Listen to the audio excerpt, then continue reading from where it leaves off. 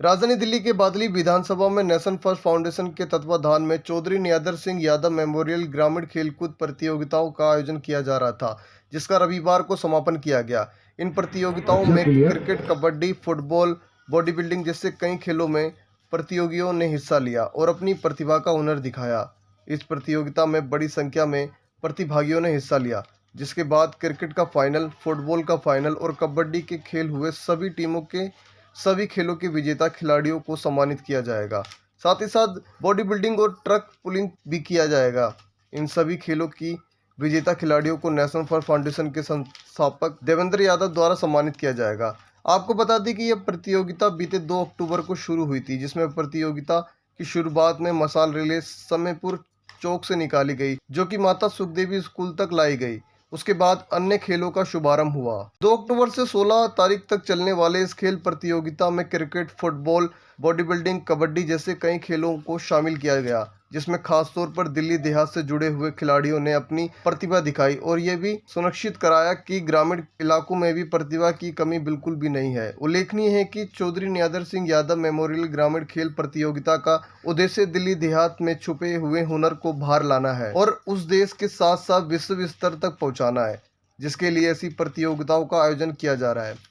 साथ ही साथ जो बच्चे हुनरवान है और उन्हें प्रतिभा है, लेकिन वे किसी आर्थिक कमी या फिर खेलकूद की सामग्री की कमी के कारण आगे नहीं बढ़ पा रहे हैं, उन्हें ट्रेनिंग देने से लेकर जरूरी सामग्री तक देने का काम संस्था द्वारा किया जा रहा है। इन प्रतियोगिताओं में न सिर्फ दिल्ली देहात बल्कि दिल्ली के आसपास के गाँवों के बच्चे भी पहुँचे और उन्होंने भी हिस्सा लिया, जिनका मैनेजमेंट टीम ने स्वागत किया और उनका कहना है कि आने वाले समय में ग्रामीण खेलों के ओलंपिक का और विकास किया जाएगा और ये भी संभव है कि इसके दायरे को भी बढ़ाया जाएगा, लेकिन मुख्य उद्देश्य दिल्ली देहात एक छुपी हुई प्रतिभा को निकालकर खेल जगत में भारत का नाम रोशन करना ही रहेगा।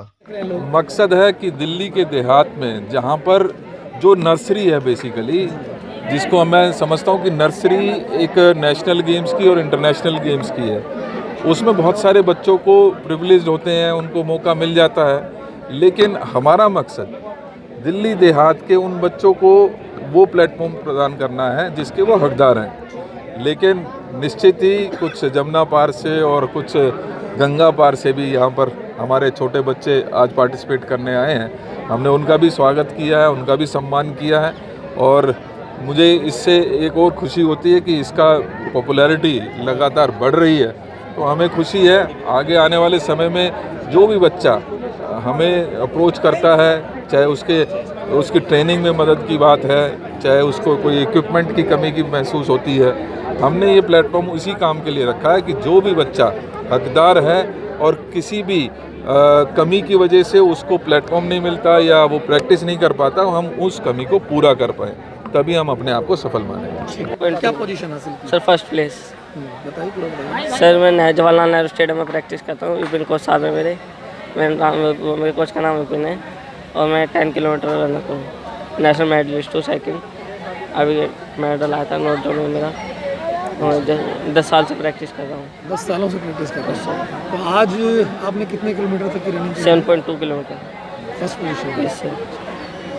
सर मेरा नाम शालू है, मैं 19 साल की हूँ और मेरे भी सर यही है विपिन लोहित सर। हम जवाहरलाल नेहरू स्टेडियम में प्रैक्टिस करते हैं। कब से कर रहे हैं प्रैक्टिस और आज? मुझे अभी 1.5 साल हुआ है और आज हमने 7.2 किलोमीटर की है। गर्ल्स में आप फर्स्ट पोजीशन? हाँ जी सर। तो कितना मुश्किल वगैरह चीज़ें रहती हैं और आपके जैसे कई और भी आपके कोलीग्स होंगे, साथी होंगे जो प्रैक्टिस कर रहे हैं और आज किसी पोजीशन को नहीं पा पाए, उनको क्या कहेंगे आप?